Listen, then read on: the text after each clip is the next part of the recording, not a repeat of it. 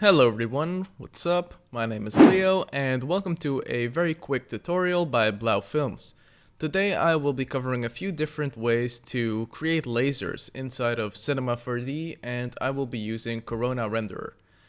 Now we are currently working on a short film, a science fiction film called Syntactic Labyrinths. In the opening sequence there are a few moments where an object is being scanned by a laser, and this gave me a unique opportunity to figure out a few different ways, a few different techniques to create lasers, and I will be covering all of them in this video. Now, first of all, I've created this UV checker backplate over here. You can download it for free on my ArtStation store, UV checkerboard backdrop texture. It's this checkerboard backdrop over here. You can download it for free. If you're using an indie license or a studio license, well, I would recommend you get one of these two over here. So first of all, when you think about a laser and what it actually is, let's pull up a Wikipedia page for a laser and you'll clearly see what it is. Basically, a laser is a very thin section of the light spectrum. For example, red over here, 660 and 635 nanometers. You have these two red ones over here. Oh, here, this is a great example. So here you have a helium neon laser. The intensity of all these different wavelengths is almost zero. And then you have this one very specific wavelength that is peaking at a very high intensity count. Now, the interesting thing about a laser as well is that it's practically moving 100% straight into one direction. This is a very cool image over here. You can see there is basically almost no dispersion of the light, and it's almost completely contained into one singular direction. Now, thinking about that, the first thing that I thought of is, well, you know, if you go into Corona and you create a Corona light, and we have an area light over here, I'm quickly going to rotate it 90 degrees to be facing downwards, and I'll be moving it up. Now, what I want to do is I'm going to increase the X size to be filling the screen. Let's make it like 800. And now for the Y size, I'm going to choose the thickness of a laser. Now, don't quote me on this, but I believe you would have something like 0.045 centimeters. Now, the next thing you want to do over here at Directionality is put that at 100%. Now, for the color of the laser, you just want to make sure you select the 100% saturation, moving the slider all the way to the top right corner, and then you can select any one of the hues for the laser. Now, I'm going to go with red for this example, and let's hit render.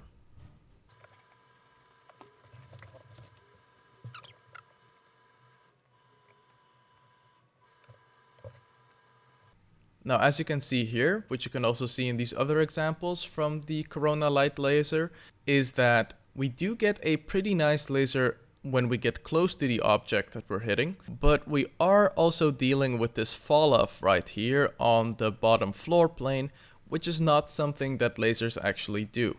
Now, with most things in this CG world, you kind of have to take it on a case-by-case basis, and depending on your shot, this solution might just be perfectly fine, but for something else you might want to go for one of the other techniques.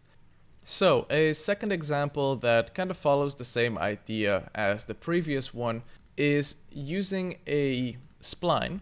And I've got two triangular splines over here, and I'm using a material that I created, which is a Corona light material, and on there I have a full saturation, full value, and a hue of 217, intensity of 150, emits light, occludes other lights, and a directionality of 1, which is the same as having a directionality of 100% inside of the Corona light. Now, this light material over here creates this result. And now let me show you how to make that, because you can technically do that with absolutely any shape. So I went in here and I created a N side, and I have turned the sides to be 3. I've rotated this to be 90%, gave it a good 30 up here, pushed it up, scaled it down, Now what you want to do is you want to create an inside edge that's a object or a polygon that can then use your laser material with the directionality. So what I did is I created an extrude object and I put the inside of it, turn the Z value to 0 and the X value to 0.045. Now select the extrude and make it editable. Delete the first gap, get rid of the second gap, and delete this. Now what we have is just the second gap, which is a flat version of your spline. Select that layer in polygon mode, hit M, W for extrude inner, and then offset it by 0.045 centimeters. Now if I quickly leave the camera, you can see that what we have is a very thin loop that goes around the inner layer. I'm hitting backspace to get rid of it. Drag it on there. Select the cap, tags, Cinema 4D tags, compositing, and then turn off Scene by Camera. And now let's hit render.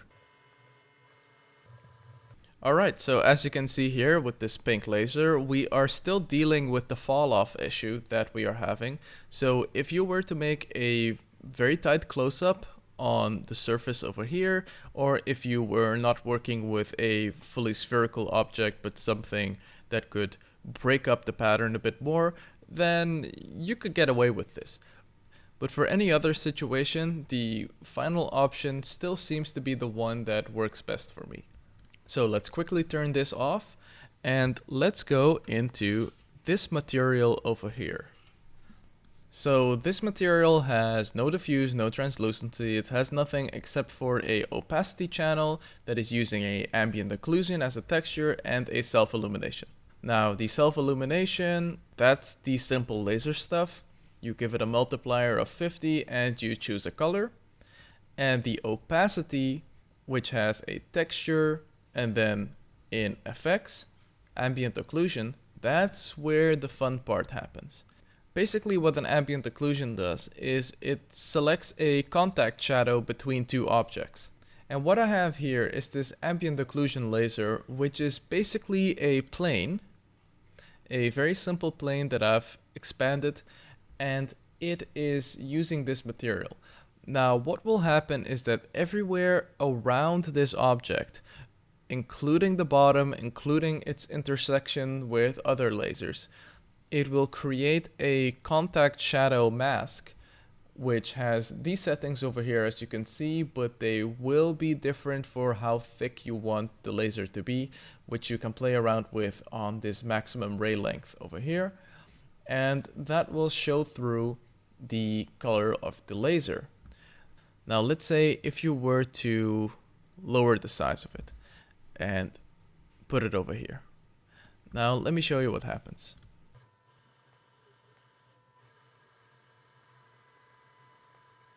As you can see from this render, we are actually getting what we've been trying to achieve with all the other techniques, and we are eliminating the fall off.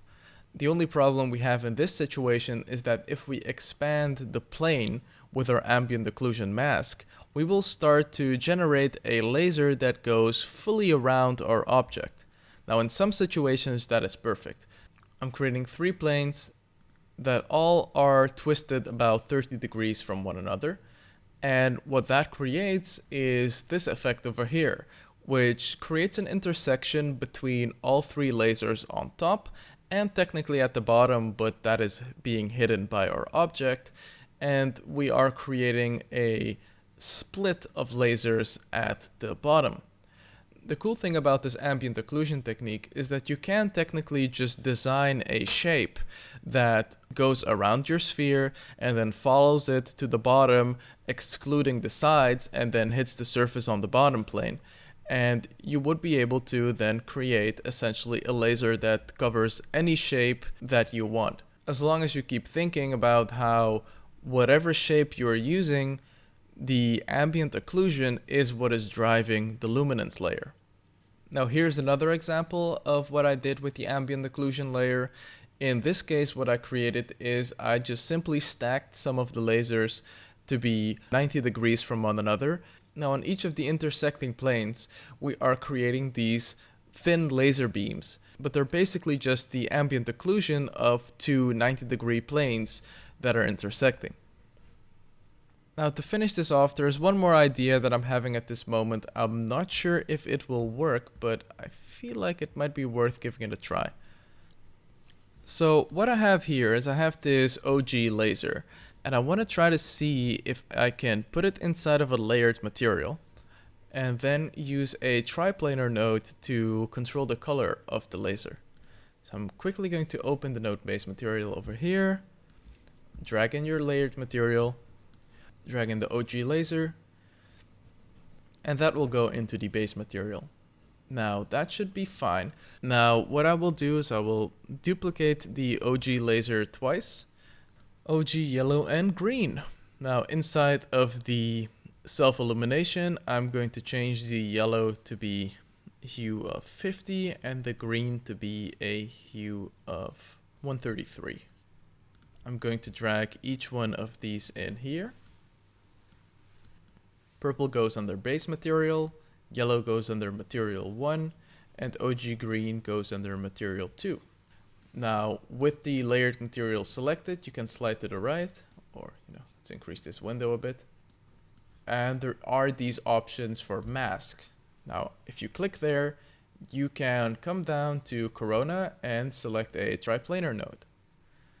Now, I'm quickly going to drag these over here. And over here, let's add a triplanar node as well.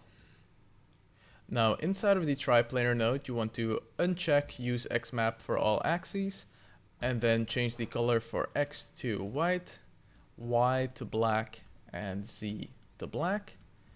And for the bottom one, uncheck X axes, change X to black, Y to white, and Z to black.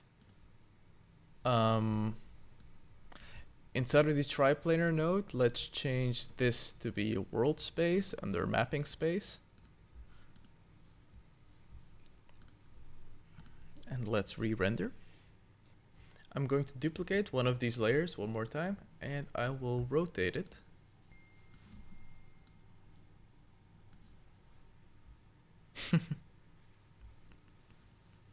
Well, this is kind of working. It's kind of doing what I wanted it to do. Now I believe that if we add one more that we rotate 90 degrees and face towards us, we should be able to create a yellow laser.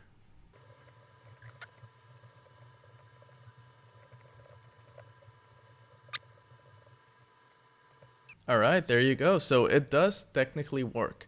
Now basically what we're doing here is we created a mask that will shine through an object based on their world space position that they're having, whether that's X, Y, or Z.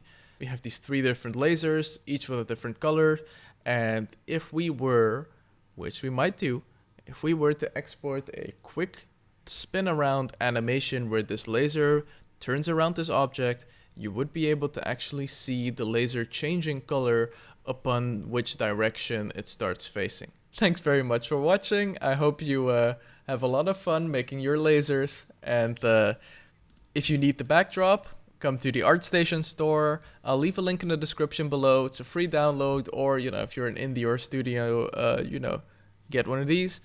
And yeah, be sure to subscribe. There's some cool content coming up. We are developing a series with Eric, the cinematographer from Blau Films, on where we will be exploring the lighting techniques and lighting styles of different art movements. We will start with Caravaggio lighting, chiaroscuro. It's something that I feel like is quite nice to understand how that works and how to replicate that in CG.